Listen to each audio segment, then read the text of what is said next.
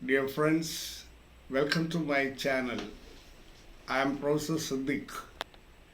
I wish you all a fine day and a nice learning experience.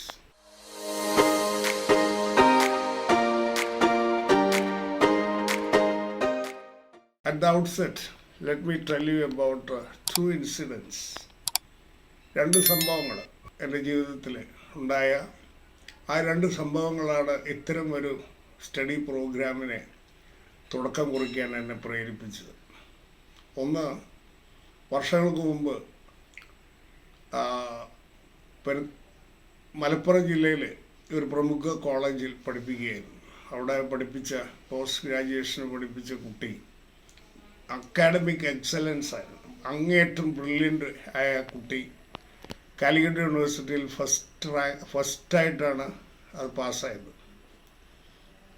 ആ കുട്ടി അതിന് ശേഷം കോളേജ് വിട്ടതിന് ശേഷം കുറച്ച് നാൾ ഞങ്ങൾ തമ്മിൽ ബന്ധമുണ്ടായിരുന്നില്ല.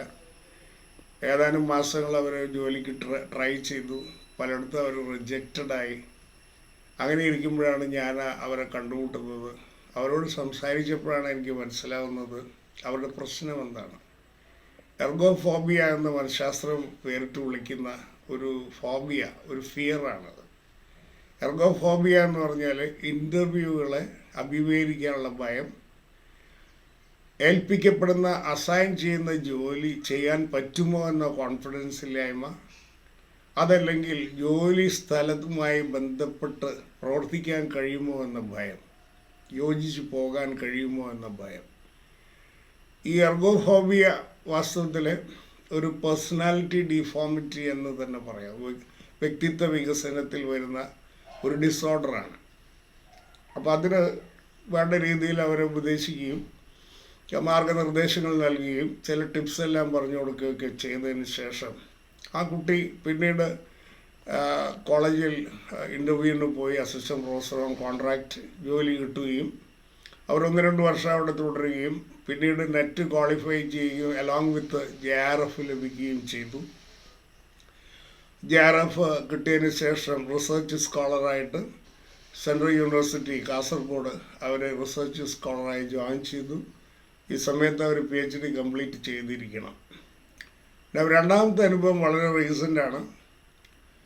ഈ ഞാൻ HOD ആയി വർക്ക് ചെയ്തുകൊണ്ടിരുന്ന സ്ഥാപനത്തിൽ ഒരു ഇൻ്റർവ്യൂവിന് വന്ന കുട്ടിയുടെ അനുഭവമാണ്. She was academically brilliant. അങ്ങേയറ്റത്തെ മനോഹരമായ അക്കാഡമിക് ബാക്ക്ഗ്രൗണ്ടുള്ള കുട്ടിയായിരുന്നു. സെൻറ്റ് സ്റ്റീഫൻസ് കോളേജ് ഡൽഹി യൂണിവേഴ്സിറ്റിയിലെ സെൻറ്റ് സ്റ്റീഫൻസ് കോളേജിലെ ഇന്ത്യയിലെ വളരെ പ്രമുഖരൊക്കെ ഇന്നും ജീവിച്ചിരിക്കുന്ന പല പ്രമുഖരും പാസ്സായി വന്ന കോളേജാണ്. സെൻറ്റ് സ്റ്റീഫൻസ് കോളേജിലാണ് PG കഴിഞ്ഞിട്ടുള്ളത്. JNUവിലാണ് MPhil കഴിഞ്ഞിട്ടുള്ളത്. അതിന് ശേഷം നെറ്റ് ക്ലിയർ ചെയ്തിട്ടുണ്ട്. ഈ കുട്ടിയാണെങ്കിൽ ആക്ച്വലി ആ കാൻഡിഡേറ്റ് ഇൻ്റർവ്യൂവിൽ ഏറ്റവും നന്നായി പെർഫോം ചെയ്തു. ഡെമോ ക്ലാസ്സുകളിൽ ഏറ്റവും നന്നായി പെർഫോം ചെയ്തു. ഇൻ്റർവ്യൂവിലെ പാനലിൽ ഉണ്ടായിരുന്ന including principal, everyone was impressed with her performance. She was the topper in the interview and she was offered quite a good salary too. അങ്ങനെ അവർ ജോലിക്ക് ജോയിൻ ചെയ്തു. 3-4 ദിവസം ക്ലാസ് എടുത്തു. അതിനുശേഷം പിറ്റേ ദിവസം 5-ാം ദിവസം മറ്റോ എന്നെ ഫോണിൽ ബന്ധപ്പെടുകയാണ്. She is calling me on the phone and telling me, sir, I am sorry, I may not be able to continue in the college. അപ്പോൾ ഞാൻ ചോദിച്ചു, എന്താണ് കാരണം? ഞങ്ങൾക്ക് ഒത്തിരി പ്രതീക്ഷകൾ നൽകിയ ഒരു കാൻഡിഡേറ്റാണ്. അപ്പോൾ കാരണം അവർ പറഞ്ഞത്, see, I am not confident enough to complete the portion which has been assign to me. സത്യത്തിൽ അവർക്ക് അസൈൻ ചെയ്ത പോർഷൻ PG ക്ലാസ്സുകൾ വേണമെന്ന് തന്നെ അവർ പറഞ്ഞപ്പോൾ PG ക്ലാസ്സുകൾ അവർക്ക് കൊടുത്തതാണ്. തീർച്ചയായിട്ടും ഞങ്ങളുടെ എല്ലാവരുടെയും അഭിപ്രായം അതിനോട് യോജിച്ചാണ്. കാരണം അവർ PG ക്ലാസ്സുകൾ എടുക്കാൻ അങ്ങേയറ്റം ഫിറ്റാണ്, സ്യൂട്ടബിൾ പേഴ്സണാണ്, അവരുടെ നിലവാരം അതാണ്. എന്നാൽ അവർ പറയുന്നു, എനിക്ക് ഈ പോർഷൻ കംപ്ലീറ്റ് എടുക്കാനായിട്ട് കഴിയുമെന്ന് തോന്നുന്നില്ല. മാത്രമല്ല, is there any other reason എന്ന് ഞാൻ ഇൻസിസ്റ്റ് ചെയ്ത് ചോദിച്ചപ്പോൾ അവർ പറഞ്ഞത്, I am afraid I may not be able to cooperate with the environment. അവിടുത്തെ സാഹചര്യവുമായിട്ട് എനിക്ക് കോപ്പറേറ്റ് ചെയ്ത് പോകാൻ ബുദ്ധിമുട്ടാകുമെന്ന് തോന്നുന്നു, എനിക്ക് അതിൽ ഭയമുണ്ട്. ഈ experience actually coupled with the previous experience of the other student, ഇവിടെയും വിഷയം ഒരേ സംഗതി തന്നെയാണ്, എർഗോഫോബിയാണ്. അസൈൻ ചെയ്ത ജോലി ചെയ്യാൻ പറ്റുമോ എന്ന ഭയം, ജോലി ചെയ്യുന്ന സാഹചര്യവുമായിട്ട് പൊരുത്തപ്പെട്ടു പോകാൻ പറ്റുമോ എന്ന ഉത്കണ്ഠ, ഇത് എർഗോഫോബിയ തന്നെയാണ്. നമ്മൾ മനസ്സിലാക്കേണ്ടത് അക്കാഡമിക് ക്വാളിഫിക്കേഷൻ മാത്രം, അക്കാഡമിക് ക്വാളിഫിക്കേഷൻ ഒരു മസ്റ്റാണ്, ബേസിക് നെസസിറ്റിയാണ് for a job, for an employment. എന്നാൽ അത് മാത്രം നമുക്കൊരു ജോലി നേടിത്തരുമോ എന്ന ചോദ്യമാണ് ഇവിടെ ഉയർന്നു വരുന്നത്. പല കുട്ടികളും, കാൻഡിഡേറ്റ്സും അങ്ങേയറ്റം അക്കാഡമിക്കലി ബ്രില്യൻ്റാണ്, അക്കാഡമിക് എക്സലൻസ് ആണ് അവരിൽ പ്രകടമാകുന്നത്. എന്നാൽ മറ്റ് ജീവിത സാഹചര്യങ്ങളിൽ പലപ്പോഴും അത് തൊഴിൽപരമാകാം, വ്യക്തിപരമാകാം, അവരുടെ പ്രൈവറ്റ് ലൈഫാകാം, നാം കാണുന്നത് പലപ്പോഴും ഇവർ പരാജയപ്പെടുന്നതാണ്. എന്താണ് ഇതിന് കാരണം? പ്രധാനമായും നമ്മുടെ വിദ്യാഭ്യാസ കാലഘട്ടത്തിൽ, അത് സ്കൂളായാലും പ്രത്യേകിച്ച് കോളേജിലാണ് അതിൻ്റെ പൂർത്തീകരണം, വ്യക്തിത്വ വികസനത്തിൻ്റെ അല്ലെങ്കിൽ വ്യക്തിത്വത്തിൻ്റെ ഫോർമേഷൻ, പേഴ്സണാലിറ്റി ഫോർമേഷൻ. ഈ പേഴ്സണാലിറ്റി ഫോർമേഷൻ എന്ന് പറയുന്നത് an ongoing interaction with the environment, അവർ ക്യാരക്ടർ, അവർ ടെമ്പറമെൻറ്റ് ആൻഡ് അവർ ആറ്റിറ്റ്യൂഡാണ്. ഇത് ഓൺഗോയിങ് ഇൻ്ററാക്ഷനാണ്. അതിന് ഏറ്റവും അനുയോജ്യമായ സ്ഥലമാണ് കോളേജ് ക്യാമ്പസുകൾ. കോളേജ് ക്യാമ്പസുകളിൽ നമുക്ക് രണ്ട് തരം വിദ്യാർത്ഥികളെ പ്രധാനമായി കാണാൻ സാധിക്കും. ഒന്ന്, അവരെ അക്കാഡമിക് പഠനത്തിൽ മാത്രം ശ്രദ്ധിക്കുന്നവരാണ്, അല്ലെങ്കിൽ പഠനമാണ് അവരുടെ എയിം, ഒബ്ജക്റ്റീവ്. അവർ നന്നായി പഠിക്കും, നല്ല മാർക്കോടുകൂടി പാസ്സാവും, തീർച്ചയായിട്ടും അവർ അക്കാഡമിക്കലി വളരെ ബ്രില്യൻ്റ് ആയിരിക്കും.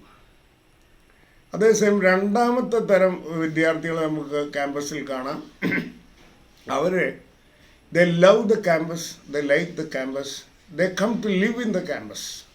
അവർ ക്യാമ്പസുകൾ ഇഷ്ടപ്പെട്ടു വരുന്നവരാണ്, സ്നേഹിച്ചു വരുന്നവരാണ്. അവർ ക്യാമ്പസിൽ ജീവിക്കും.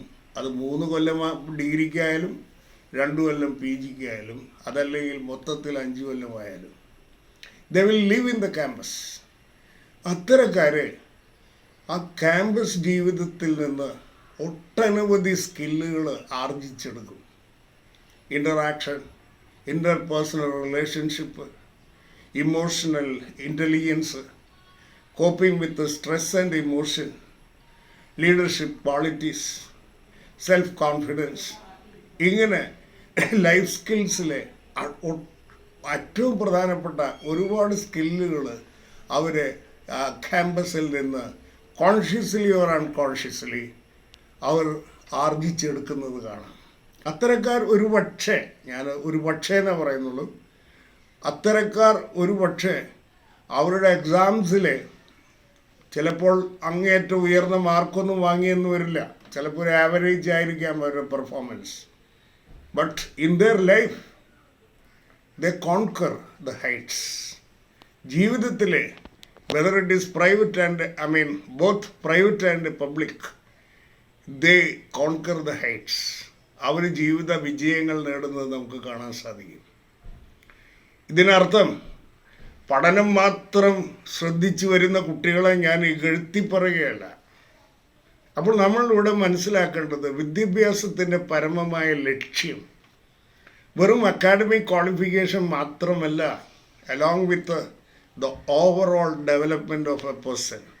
ഒരു വ്യക്തിയുടെ മൊത്തത്തിലുള്ള വികസനമാണ്. പേഴ്സണാലിറ്റി ഡെവലപ്മെൻ്റ് എന്നൊക്കെ നമ്മൾ ചുരുക്കി പറയുന്നു. നൗ ഇത് ഇത്തരമൊരു ലക്ഷ്യം, ആ ലക്ഷ്യം വെച്ചുകൊണ്ടാണ് ഇങ്ങനൊരു സ്റ്റഡി പ്രോഗ്രാമിന് ഞാൻ തുടക്കം കുറിക്കുന്നത്. ഇങ്ങനൊരു ചാനലും പ്രത്യേകിച്ച് ഈ കോവിഡ് പാൻഡമിക്കിൻ്റെ സിനാറിയോയിൽ നമ്മുടെ വിദ്യാർത്ഥിനികൾക്ക് ക്യാമ്പസിൻ്റെ സൗകര്യം അല്ലെങ്കിൽ ഫെസിലിറ്റി, ആ അമ്യൂണിറ്റി ഈസ് ഡിനൈഡ്, നിഷേധിക്കപ്പെടുക. പലപ്പോഴും ലോക്ക്ഡൗണായി വീട്ടിലിരിക്കുന്നത് മാത്രമല്ല, ഓൺലൈനിലാണ് ക്ലാസ്സുകൾ നടക്കുന്നത്. അതുകൊണ്ട് അധ്യാപകരും വിദ്യാർത്ഥികളുമായിട്ടുള്ള ഡയറക്റ്റ് ഇൻ്ററാക്ഷൻ ഇല്ല, കുട്ടികളും തമ്മിലുള്ള ഡയറക്റ്റ് ഇൻ്ററാക്ഷൻ ഇല്ല, പ്രിൻസിപ്പലോ അല്ലെങ്കിൽ മേലധികാരികളുമായൊരു ഡയറക്റ്റ് ഇൻ്ററാക്ഷൻ ഇല്ല. ഇതെല്ലാം definitely is a big loss to the students. ഇന്നത്തെ വിദ്യാർത്ഥികൾക്ക് വലിയൊരു നഷ്ടമാണ്. അവരുടെ വ്യക്തിത്വ വികസനത്തിൻ്റെ നിർണായകമായ പങ്ക് വഹിക്കുന്ന കാര്യങ്ങളൊക്കെ അവർക്ക് കിട്ടാതെ പോവുകയാണ്. അപ്പോൾ ഈ പ്രത്യേക സാഹചര്യവും ഇങ്ങനെ ഒരു സ്റ്റഡി പ്രോഗ്രാമിനെ തുടക്കം കുറിക്കാൻ എന്നെ അതിയായി പ്രേരിപ്പിക്കുന്നുണ്ട്. അപ്പോൾ ഈ സ്റ്റഡി പ്രോഗ്രാമിൽ നമ്മൾ ഫോക്കസ് ചെയ്യുന്നത് ലൈഫ് സ്കിൽ സൊല്യൂഷൻസ് വിത്ത് കമ്മ്യൂണിക്കേറ്റീവ് ഇംഗ്ലീഷാണ്. അതിന് വിഷൻ എന്താണ്? The vision is empowerment of youth four employment. ജോലിക്ക് വേണ്ടി യുവാക്കളെ ശാക്തീകരിക്കുക എന്ന് പറഞ്ഞാൽ തയ്യാറാക്കുക ജോലി ലഭിക്കുന്നതിന് വേണ്ടി. രണ്ട്, ഡെഫിനറ്റ്ലി കമ്മ്യൂണിക്കേറ്റീവ് ഇംഗ്ലീഷ് എന്ന് പറയുമ്പോൾ you know the importance of English today, the global language. I mean, you can call it as a global language, and you know the significance and importance of this language. So if you can communicate well in English, you will be acceptable in all circles. You know it. നന്നായി English communicate ചെയ്യാൻ കഴിയുമ്പോൾ നിങ്ങൾ എല്ലാ സർക്കിൾസിലും അക്സെപ്റ്റബിളായി മാറും എന്നതിന് യാതൊരു സംശയമില്ല. തന്നെയല്ല, മലയാളികളായ നമ്മൾ ഇംഗ്ലീഷ് സംസാരിക്കണമെങ്കിൽ തന്നെ you should be very confident. അത് പേഴ്സണാലിറ്റി ഡെവലപ്മെൻറ്റിൻ്റെ ഭാഗമായി തന്നെ വരുന്നുണ്ട്. സെൽഫ് കോൺഫിഡൻ്റ് അല്ലാത്ത ഒരു വ്യക്തിക്ക് cannot fluently speak often English well. I mean fluently he cannot perform fluently in English. അപ്പോൾ ഇത് ഒക്കെയാണ് അതിന് ഉതകുന്ന തരത്തിലുള്ള ക്ലാസ്സുകൾ, ഡിസ്കഷൻസ്, ഇതെല്ലാമാണ് നാം ഈ ക്ലാസ് കൊണ്ട് സ്റ്റഡി പ്രോഗ്രാം കൊണ്ട് ഉദ്ദേശിക്കുന്നത്. I hope you have understood my intention and purpose. This is to empower you for employability or make you, easy getters or easy, to help you to be, go-getters of jobs. അതാണ് ഇതിൻ്റെ പരമമായ ലക്ഷ്യം. Along with your academic qualification നല്ല ജോലികൾ നേടുകയും ജീവിതത്തിൻ്റെ ഉയരങ്ങളിലേക്ക് എത്തുകയും ചെയ്യുക. അതിന് നിങ്ങളെ സഹായിക്കുക, നിങ്ങളെ സപ്പോർട്ട് ചെയ്യുക. ഇതാണ് ഇതിൻ്റെ പരമമായ ലക്ഷ്യം. I hope you understand. I hope you understood. Please, if you like the video, please don't forget to subscribe. We shall meet in the next episode with a proper attitude to life. Okay, thank you.